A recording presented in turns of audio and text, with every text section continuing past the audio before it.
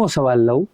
સર્જનાત્મક લેખન વખતે મેં કીધું ને ક્રિએટિવ લેખન એટલે ડિસ્ક્રિપ્ટિવ, બાળકે પોતાની રીતે સર્જીને લખવું પડે, નિબંધ સ્વરૂપે, પત્ર સ્વરૂપે, ટૂંકનોંધ સ્વરૂપે, મોટા જવાબ સ્વરૂપે, પણ ડિસ્ક્રિપ્ટિવ જ્યારે એ લખતો હોય ત્યારે સર્જનાત્મક લેખન વખતે શિક્ષકે કરવા યોગ્ય સૌથી મહત્વની બાબત કઈ છે કે એઝ અ ટીચર તમારે આમાંથી હું કરવું જ જોઈએ જ્યારે તમે ક્રિએટિવ રાઇટિંગ કરાવતા હો અંગ્રેજીમાં કે ગુજરાતીમાં કે હિન્દીમાં ત્યારે?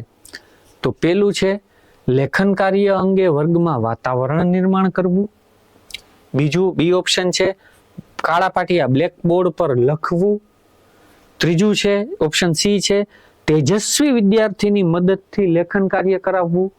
કે ચોથું ડી, ચોથો ઓપ્શન છે સારા વિષયની પસંદગી કરવી. તો ભાઈ ટીચર તરીકે તમારે બ્લેકબોર્ડ ઉપર લખવું જરૂરી નથી કે તમારે હોશિયાર વિદ્યાર્થી પાસે લેખન કાર્યમાં મદદ લેવી જરૂરી નથી. બરોબર.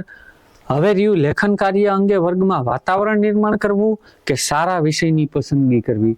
બટ ઓબ્વિયસ આપણે વય કક્ષા પ્રમાણે જ વિષય પસંદ કરતા હોય અને બાળકને આવડે એવો જ વિષય આપણે ચૂઝ કર્યો હોય એટલે આ એટલું બધું મહત્વનું નથી.